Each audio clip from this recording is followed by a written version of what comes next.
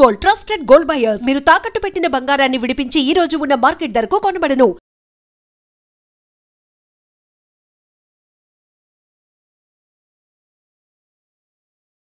2017-18 ఆ టైంలో అదొక డిప్రెషన్ పీరియడ్ అని చెప్పినా నేను లైఫ్లో. 2017 అదే బేసిక్గా 2017లో మా మదర్ చనిపోయారు. సో అప్పుడు ఇంకా నేను హైదరాబాద్ వచ్చాను పూర్తిగా. ఇంకా అంటే నాకు అంతా మా మమ్మీ చెప్పింది ఇంకా ఎవరు లేరు. మా డాడీ చిన్నప్పుడు చనిపోయారు, అంతా మా మమ్మీ ఇంకా నా ప్రాణం మాట. నువ్వు ఇంకా ఆవిడ గురించి చెప్పుకోవడం ఇంకా ఎమోషనల్ అవుతుంది తప్పించి ఇంకేముండదు. అంతే ఇంకా ఆ టాపిక్స్ వదిలే పర్సనల్ టాపిక్స్ ఎందుకులే కానీ. సో అంతా మా మమ్మీ. కానీ వాల్యూ అనేది ఒకళ్ళు లేనప్పుడే తెలుస్తుంది అంటారు కదా.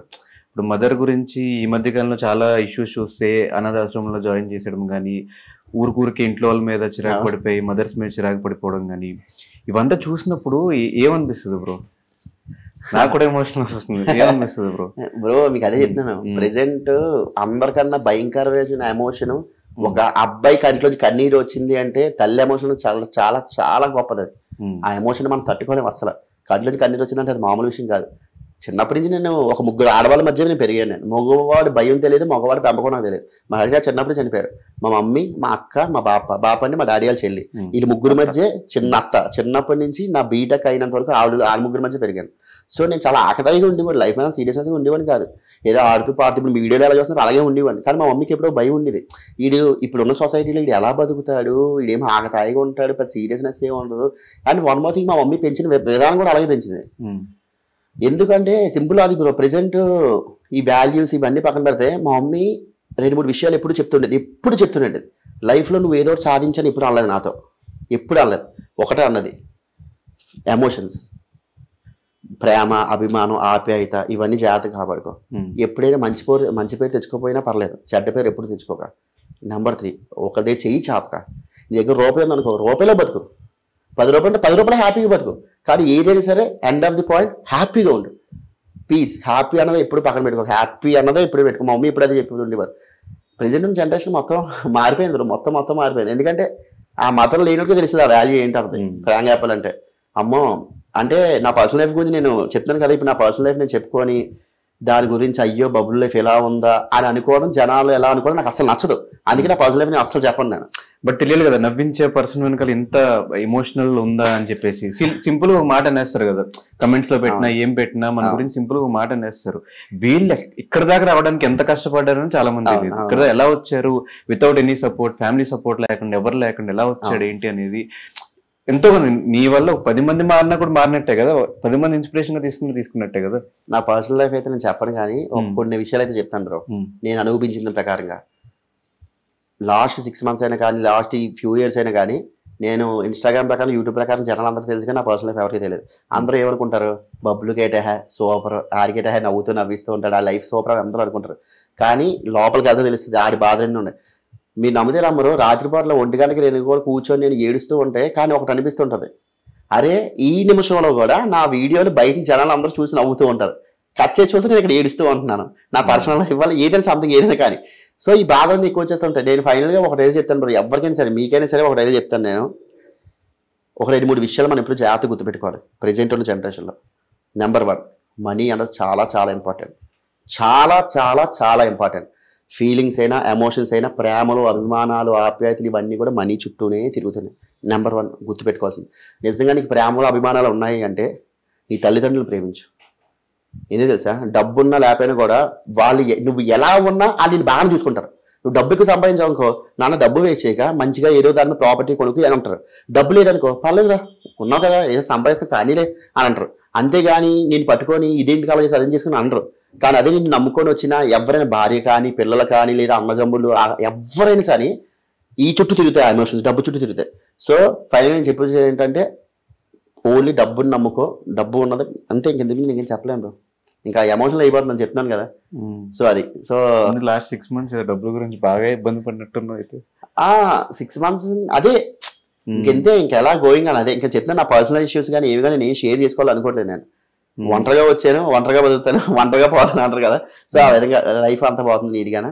బట్ మళ్ళీ చెప్తున్నా, తల్లిదండ్రులను బాగా చూసుకో. వాళ్ళు ఇచ్చే ప్రేమ ఎవ్వడు నీకు ఇవ్వడు. వాళ్ళు ఇచ్చే ప్రేమ చాలా డిఫరెంట్. లేనివాడికి ఆ బాగా తెలుస్తుంది. ఇప్పుడు ఏముంది, మీ మమ్మీ నీ చుట్టూ తిరుగుతూ ఉంటుంది, నేను తిరుగుతూ ఉంటుంది, అది ఎందుకు ఇది ఎందుకు అన్నీ అంటుంటుంది, నీకు చాలా విసుగ్గా ఉంటుంది. వాట్ ఇఫ్ ఆవిడ లేకపోతే ఇల్లు ఎలా ఉంటుందో తెలుసు, ఒక మదర్ గాని ఇంట్లో లేకపోతే ఎంత నరకంలో ఉంటుందో తెలుసు అబ్బాయిల ప్రకారంగానా. అది పడినోడికే తెలుస్తుంది, మిగతా ఎవ్వరికి తెలియదు, పడినోడికి మాత్రమే తెలుస్తుంది. అరే 3 పూట్ల తిండి పెడుతున్నా కూడా ఈ రోజుల్లోని చాలా మంది పేరెంట్స్ తీసుకెళ్లి మీరన్నట్టు ఓల్డేజ్ హోమ్ వదిలి అన్ని చేస్తున్నారు. ఆ తిండి లేకుండా ఎంత బాధ ఉంటుందో తెలుసా మనకి. 7 years నుంచి నాకు హోమ్ ఫుడ్ లేదు. లిటరల్లీ హోమ్ ఫుడ్ చేయడానికి నాకు ఎవరున్నారని, హోమ్ ఫుడ్డే నాకు దొరకట్లేదు అసలు. ఎవరైనా పిలిచి ఇలా హోమ్ ఫుడ్ పెడితే నేను అమృతంలా ఫీల్ అయిపోతాను. హోమ్ ఫుడ్ పిలిస్తే రండి అని మొన్న నాకు ఎవ్వరు కొంచెం క్లోజ్ అయినా కూడా పిలవండి నేను వస్తాను, ఎందుకంటే ఎవరు పిలిచి నేను వెళ్ళిపోతాను హ్యాపీగా. నాకు ఈ బిర్యానీలో ఏ అవసరం లేదు, మంచిగా రైస్ పప్పు చాలేదు. హోమ్ ఫుడ్ నాకు దొరక్క 7 years నుంచి బాధపడుతున్నానంటే ఆలోచించు తల్లి ప్రేమ ఎంత గొప్పదో. ఇలాంటివి ఎన్నో ఇన్సిడెంట్స్ మీకు కనిపిస్తాయి మీకు తల్లిగా లేకపోతే. అందుకే తల్లినేమో తండ్రి వాల్యూ కూడా నాకు తెలియదు బేసిక్. ఎందుకంటే నా డాడీ చిన్నప్పటి చెప్పారు అంతా మమ్మీయే కనుక తల్లి ఇప్పుడు తల్లే బ్రో. ఆవిడ ఇచ్చే ప్రేమ ఎవ్వరు ఇవ్వలేదు తెలుసా. కల్మషం లేని ప్రేమ అంటారు కదా, తల్లిది అదే కల్మషం లేని ప్రేమ. ఏవి నీ దగ్గర నుంచి ఆశించదు, నువ్వు హ్యాపీగా ఉండు అదే ఆశిస్తుంది. అందుకే నేను ఏది ఎలాగ ఉన్నా ఎవరిని నమ్మకపోయినా ఒక తల్లి చూస్తే అందుకే అంటారు. మన నా ఫ్రెండ్స్ కూడా చాలా మంది చెప్తుంటారు, ఓరే వాళ్ళు ఉన్నారు కనుక నీకు ఆ వాల్యూ తెలియట్లేదు. నేను నాకు తెలుసు తల్లిదండ్రులను ఎప్పుడు కూడా చులకనగా చూడడం, బొక్కలేరు కూడా ఇలా చెయ్యొద్దురా బాబు, వాళ్ళు ఇచ్చే ప్రేమలు వేరుగా ఉంటాయి. మనం ఒక్కోసారి అనిపిస్తుంటది మనం కొంతమంది ఎఫర్ట్స్ పెడుతుంటాం, సో పెడతాం అక్కడి నుంచి మనకి ఏ ఎఫర్ట్స్ రావు. అక్కడ రావట్లేదు అంటే నువ్వు పెట్టే ఎఫర్ట్స్ రైటే, పెట్టే పర్సన్ తప్పు. ఆల్రెడీ ఎఫర్ట్స్ అక్కడ పెట్టకూడదు. ఇది కూడా చాలా ఇంపార్టెంట్ పాయింట్. అది అమ్మాయి కానీ అమ్మ కానీ ఫ్రెండ్ కానీ ఎవరైనా కానీ నువ్వు నీ వైపు నుంచి 200% ఎఫర్ట్స్ పెడుతున్నావు, ఇంకా పెడుతున్నావు అయినా సరే నీకు రావట్లేదు అంటే అక్కడ రీజన్ ఏంటి? నువ్వు పెట్టే ఎఫర్ట్స్ 200% రైటే, కానీ పెట్టే పర్సన్ మీద తప్పు. పక్కన పెడే. కానీ అసలు నార్మల్గా అంటే చిన్నప్పటి నుంచి ఫాదర్ లేడు, ఆ పెయిన్ కూడా తెలియదు ఇంట్లో. అప్పటి వరకు లాస్ట్ టైం మనం డిస్కస్ చేసినప్పుడే చెప్పు, ఎవరు చనిపోవడం కూడా చూడలేదు నేను, అది ఇది అని చెప్పేసి. వన్ సడన్ గా అట్లా తిరుగుతున్న పర్సన్ అలా అయిపోయినప్పుడు ఆ డిప్రెషన్ నుంచి బయటకి ఎట్లా వచ్చావు బ్రో? అంటే అసలు ఆవిడకి ఏం జరిగింది, ఆ డిప్రెషన్ నుంచి బయటకి ఎట్లా వచ్చావు? బేసిక్గా 2017లో బ్రో మా మమ్మీ, అంటే నేను హైదరాబాద్ లో జాబ్ చేసేవాడిని 1 year మిరాకిల్ సాఫ్ట్వేర్ సొల్యూషన్ నాకు జాబ్ చేసేవాడిని. అప్పటికి ఇండస్ట్రీ సంబంధం లేదు, కానీ వైజాగ్ లోని బీటెక్ నుంచి షార్ట్ ఫిల్మ్స్ చేస్తుండేవాడిని. ఓకే, యాక్సెప్ట్ చేసేవాళ్ళ ఆంటీ? బ్రో మా మమ్మీకి నేనంటే ప్రాణం బ్రో, ప్రాణం, పంచ ప్రాణాలు. నువ్వు ఒక లవ్ స్టోరీ దారి లవ్ స్టోరీ పెట్టి కూడా నేను అన్నాను, మమ్మీ చిన్న ఎమోషన్ పెట్టు బడబడ వచ్చేస్తాయి. మనం మొరారి సినిమా చూసానా, ఆ మొరారి సినిమా ఎంత ఏడిచని తెలుసా నేను, మామూలుగా వెళ్ళలేదు. నాకు ఓన్లీ తల్లి కన్నయ్య బాబు ఏంటి ఆ ఎమోషన్ ఏంటి, ఈ ప్రేమలు ఇప్పుడు ఉన్నాయా అసలు?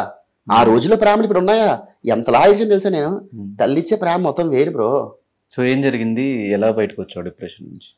2017 బీటెక్ కంప్లీట్ అయ్యింది, నేను బయటికి ఇలా వచ్చాను, 1 year జాబ్ చేస్తున్నాను. ఈ లోపు షార్ట్ ఫిల్మ్స్ అయ్యి నాకు ఇక్కడ ఆఫర్స్ వచ్చాయి. సరే అని చెప్పేసి నేను హైదరాబాద్ వచ్చాను. బేసిక్ మా మమ్మీకి అంటే ఎంత ప్రాణం అంటే జీవితాంతో నాకు గిల్టీ ఫీలింగ్ ఉంటుంది. ఏంటంటే మేబీ నా వల్లే మా మమ్మీ చనిపోయిందేమో అని గిల్టీ ఫీలింగ్ నాకు చాలా ఎక్కువ.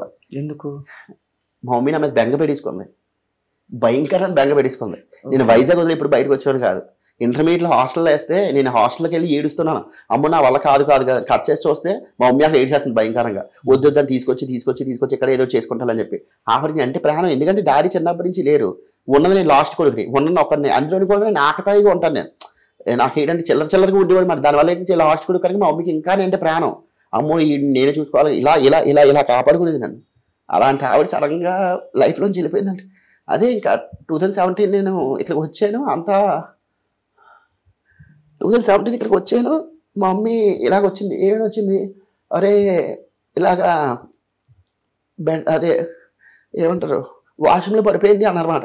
నాకు అప్పటివరకు తెలియదు మమ్మీకి అంత సీరియస్ అయిందని, ఏదో చిన్న ప్రాబ్లం అయ్యి ఉంటుంది అని చెప్పేసి నేను వెంటనే మా ఫ్రెండ్స్ నాకు ఫ్లైట్ తీసుకొని నేను వైజాగ్ వెళ్ళిపోయిన తర్వాత నేను హాస్పిటల్కి వెళ్ళి చూసేటప్పటికి నాకు మా మమ్మీ అసలు చూడలేకపోయాను. మమ్మీని ఆపరేషన్ బయటకు వచ్చింది, దగ్గర వరకు వెళ్ళి ఎవరో ఒక ఆవిడని చెప్పి బయటకు వచ్చాను. లేదు మీ మమ్మీ అంటే నేను షాక్, బ్లడ్ క్లాట్ అయిపోవడం వల్ల మొత్తం జుట్టు అంతా తీసేశారు. నేను అసలు తట్టుకోలేకపోయాను. మా మమ్మీ ఏంటి ఎలా ఉండదు, మా మమ్మీ చాలా బాగుంటుంది అందగత్త, ఇదేంటి ఎలా ఉంది ఏంటి అని చెప్పి ఏడిపోయాడు, అక్కడ ఎలా పడిపోయింది దబ్బమని.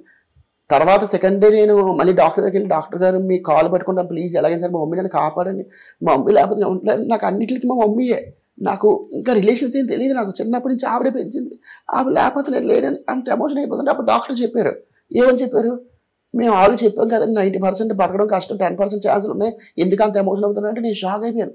అరే ఏదో చిన్న ఆపరేషన్ అయింది, వచ్చింది, వెళ్ళిపోతాం అనుకున్నాను, అసలు సాగు బతుకుల్లో ఆవిడ ఉందా అని. అది నేను తట్టుకోలేకపోయాను అసలు. బాబు ఏంట్రా బాబు నా పొజిషన్.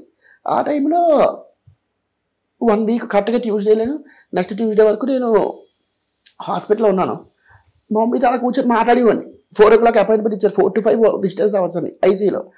సో లోపల కూర్చొని మాట్లాడుతుంటే మా మమ్మీ చెప్పేవాళ్ళు ఇదే, మమ్మీ ఏంటి మమ్మీ నన్ను వదిలేసి వెళ్ళిపోతావు ఏంటి, నాకు అర్థం కాదు అంటే. చెప్తున్నాను కదా అప్పటి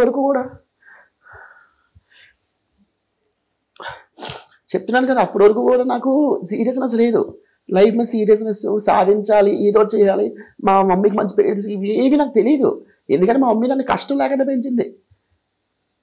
చెప్తున్నాను కదా ఎంత కష్టం లేక పెంచింది అంటే, భోజనం చేసేటప్పుడు కూడా రసంతోనే తిను, కూరతో తినక వేడి ఎక్కువైపోతుంది నీ బాడీకి, ప్రతిదీ కూడా. ఇప్పుడు నాన్ వెజ్ ఉండేది అంటే చికెన్ అంతా ఉంటే నా కోసం గుండెకాయలు తీసి పక్కన పెట్టి దాచేది లోపల. ఒరే నువ్వు తినేరా ఆవిడకి నేను అంటే సర్వస్వం. జస్ట్ ఇమాజిన్, అంత ప్రేమించిన ఆవిడ సడన్ గా ఆవిడ మన లైఫ్ నుంచి లేదంటే ఎలా ఉంటుందో చెప్పండి. చాలా టైం పట్టింది, లిటరల్లీ 2 years 3 years పట్టింది. ఏమో దేవుడు ఏ రీజన్ కోసం ఆవిడ నేను తీసుకెళ్ళాడు అంతే. అందుకే నీకు చెప్పాను పర్సనల్ లైఫ్ అడగబోవాలి. ఇప్పుడు ఖచ్చితంగా ఆవిడ ఎప్పుడు ఎక్కడున్నా ఇప్పుడు ఈ పొజిషన్ చూసి నాకు తెలిసి హ్యాపీగా ఫీల్ అవుతున్నావు నువ్వు, నీతో నాకు ఏడుపు వస్తుంది. చెప్తాను కదా నా గురించి నేను చెప్పుకోవాలంటే, నేను మంచోనే కాదు నాకు తెలియదు, కానీ నేను చెడ్డనైతే కాదు, ఒక ద్రోహం చేయలేదు, ఒక అన్యాయం చేయలేదు. కానీ లైఫ్లో భయంకరమైన దెబ్బలు నాకే పడుతున్నాయి, దెబ్బ మీద దెబ్బ దెబ్బ మీద దెబ్బ దెబ్బ మీద. అది ఎందుకు అర్థం కావట్లేదు నాకు. అంటే ఏమో అట్లీస్ట్ కూర్చోబెట్టి నువ్వు ఎలా ఉండాలి అలా ఉండాలని చెప్పిన వాళ్ళు కూడా ఎవరు లేరు. ఒక్కని ఒంటరి అయిపోయింది, దానివల్ల అమ్మ నరకం తెలుసు అది నిజంగానే. బట్ నాకు తెలిసి నీ ఆడియన్సే నీకు ఫ్యామిలీ, వాళ్ళే మంచున్నా చెడున్నా నీకు మెసేజ్ పెట్టి నిన్ను పుష్ చేస్తా ఎవ్రీ టైం, బాగుంది బాగుంది బాగుంది అని వాళ్ళు షేర్ చేసుకుంటూ. సో వాళ్ళ గురించి ఏం చెప్తావు బ్రో, ఆడియన్స్ గురించి ఏం ఎక్స్పెక్ట్ చేయకుండా నీకు అంత పుష్ చేస్తున్న వాళ్ళ గురించి? ఆడియన్స్ అమ్మ వాళ్ళు ప్రాణం బ్రో, సర్వస్వం. చెప్తున్నారు కదా మీరందరూ అంటుంటారు ఏంటి బ్రో ఇంకా సినిమాలు చేయట్లేదు. ఇవన్నీ పక్కన పెడితే బబ్బులు అన్నాడు బయటికి వెళ్తే ఓ 10 మంది వచ్చి హ్యాపీగా మాట్లాడతారు, బబ్బులు కూడా నీ వీడియో చాలా బాగుంది, ఎందుకు మించి ఏం కావాలి బ్రో, నేను ఏమైనా స్టార్ ఫ్యామిలీలో పుట్టానా లేదంటే బ్యాక్గ్రౌండ్తో వచ్చానా, ఇవి ఏమి రాకుండా వయసు ఇక్కడికి వచ్చినా కదా, చాలా తక్కువ మంది సక్సెస్ అయింది కదా, ఇది చాలా నాకు ఇంకా ముందు చాలా చాలా ఎదుగుతాను అలా చూస్తున్నాను టైం అంతే. కానీ అసలు మాక్సిమం నెగిటివిటీ లేని పర్సన్ అయితే నువ్వే అనుకుంటున్నా తెలిసి. చాలా తక్కువ మందిలో నువ్వు కూడా ఒకడు, నెగిటివిటీ ఉండదు, పాజిటివ్ కమెంట్స్ బయటకు కనిపించినా కూడా మంచిగా మాట్లాడే ఆడియన్స్ ఉన్నారు, ఫ్యామిలీ ఆడియన్స్ అందులో ఎక్కువ ఉన్నారు. సో కాంప్లిమెంట్స్ ఎలా తీసుకుంటావు? What is the best compliment నీకు ఇప్పుడు రిసీవ్ చేసుకున్నాను? నేను ఇప్పటికీ కూడా ది బెస్ట్ ఏంటి అంటే, అమ్మతో ఒక రోజు ఒక వీడియో చేశాను నేను. ఆ వీడియో ఇప్పటికీ భయంకరంగా వైరల్ అవుతుంది. ఎప్పుడు అది బంజింగ్ బాబు టైంలో చేశాను. ఆ వీడియో ఏంటో తెలుసా, నా లైఫ్ అది, మా మమ్మీకి నాకున్న బాండింగ్ అదే చూపించారు. ఆ వీడియో ఇప్పటికీ కూడా ఎంత అంటే ప్రతి ఒక్కరికి భయంకరంగా ఇష్టం. ఇంక ఎంత ఇష్టం అంటే, అమెరికా నుంచి నాకు కొంతమంది కాల్ చేసి, హైదరాబాద్లో మా మమ్మీ ఉన్నారు, ఒకసారి మీరు మాట్లాడతారు వీడియో కాల్ అడిగారు. నేను షాక్ అయిపోయాను. అలా 2-3 మాట్లాడాను. అమెరికాలో వీడియో కాల్ మాట్లాడడం, ఈవిడ కనెక్ట్ చేయడం, బాబు మా ఇంటికి రాబాబు, మా ఇంటికి రాబాబు మంచిగా ఫుడ్ పెడతారు అంటే. ఇక్కడ నేను వీడియో ఒకటి చేయడం గొప్పతనం కాదు, ప్రతి ఒక్కరు కనెక్ట్ అయ్యారు. ఆ వీడియో వల్ల చాలా మంది మారారు కూడా. అరే నిజంగానే అమ్మను చూసుకోవాలి కదా, అమ్మను చూసుకోకపోతే ఎలాగా, అమ్మే కదా మెయిన్ అని ఈ వీడియో భయంకరంగా వైరల్ అయింది. అది నాకు చాలా చాలా మంచి కాంప్లిమెంట్స్. ఇప్పటికీ కూడా చెప్తాను కదా, నాకు యూత్ గా నా ఫ్యామిలీయే నా ఫ్రెండ్స్, నా ఫ్యామిలీయే నా ఆడియన్స్ మొత్తం అంతా. చిన్నపిల్లల నుంచి పెద్దవాళ్ళకి అందరికీ కూడా ఏంటంటే ఇదే ఇష్టం మాట, కామెడీ కామెడీ కామెడీ జనాలకి. అంటే మీరు అంటున్నారు కదా, బేసిక్గా నాకు రైటర్స్ ఎవరు లేరు. నా కాంటెంట్ నేనే రాసుకుంటాను, నేనే చేసుకుంటాను అంతే. ఇంకా నేను ఒక్కనే ఉంటాను అనమాట. బట్ తెర వెనకాల ఇన్ని బాధలను పెట్టుకుని కూడా మా అందరినీ ఎప్పుడు ఎంటర్టైన్ చేస్తూ, ఆ వీడియోస్ ఎప్పుడు మాకు నచ్చే విధంగా దాన్ని ఎడిట్ చేసుకుని ఆ వీడియోస్ కాంటెంట్ అంతా మమ్మల్ని లభిస్తున్నది నిజంగా హ్యాట్స్ ఆఫ్ బ్రో. తెలిసి మ్యాక్సిమం ఎవరు అనుకోరనుకుంటారు, చూస్తున్నంతసేపు ఇన్స్టాల్ చూస్తున్న వీడ్ లైఫ్ ఏంట్రా హ్యాపీగా ఉంది, 4 వీడియోలు చేసుకున్నాను, డబ్బులు సంపాదించుకుంటున్నాను. డెఫినెట్ గా నేను నమ్ముతున్నాము. నేను నా ఫ్రెండ్ ఇది అనుకుంటున్నాను. బేసిక్ గా చెప్తాను కదా, నా లైఫ్ లో మా మమ్మీతో 70 తర్వాత ఇంకో 70 ఇలా దెబ్బలు ఎదురు పడుతూనే ఉన్నాయి. నాకు తెలియదు ఎందుకు పడుతున్నాయి.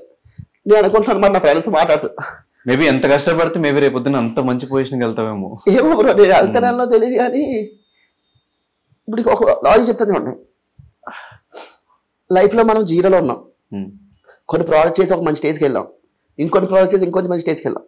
నలుగురు ఫోటోలు దిగుతుంటే ఇంకొంచెం స్టేజ్కి వెళ్ళాం. అలా స్టేజ్ బై స్టేజ్ వెళ్తుంటాం. ఒక పాయింట్లో మనకు అనిపిస్తుంటుంది అనమాట, అమ్మయ్య మనం బాగా సక్సెస్ అవుతున్నాం రాదిరా అని. కానీ అన్నింటికన్నా వర్స్ట్ థింగ్ ఇందులో వర్స్ట్ పార్ట్ ఏంటో తెలుసా, ఇది షేర్ చేసుకోవడం మన చుట్టుపక్కల ఎవరు లేకపోవడం. అది ఎంత నరకంలో ఉంటుంది తెలుసా. నాకెవరో తెలియని వాళ్ళు లక్షల మంది కామెంట్లు వీడియోలు అన్ని చేస్తున్నారు, కానీ నా అనుకునే వాళ్ళు ఎవరు లేరు నాకు. అది భయంకరమైన నరకం. అది ఎంత నరకం తెలుసా, టార్చర్. ఇఫ్ సపోజ్ మా మమ్మీ ఉంటే ఎంత గొప్పగా ఫీల్ అవుద్ది, ఎంత ఆనందపడిపోద్ది. బట్ ఎప్పుడు ఫీల్ అవ్వకు ఎవరు లేరు అని చెప్పేసి నీకు బ్యూటిఫుల్ గా మేము అందరూ ఉన్నాము, రెగ్యులర్ మనం కలుస్తూనే ఉంటాము, చిల్ అవుతూనే ఉంటాము. బట్ ఎప్పుడు పిలిచినా మేము వస్తాం, మంచిగా మీ ఇంట్లో చిల్ అవుతాము. మేము పిలిచినప్పుడు నువ్వు అట్లా మా అందరికి నువ్వు ఫ్యామిలీ. అయ్యో డెఫినెట్ గా ఎప్పుడు ఇక్కడ ది బెస్ట్ పార్ట్ ఏంటో తెలుసా బ్రో, దేవుడు మనకు 99.5% ఏదో ఒక దరిద్రాన్ని ఇస్తున్నా కూడా 0.5% కొంచెం మంచి చేస్తాడు.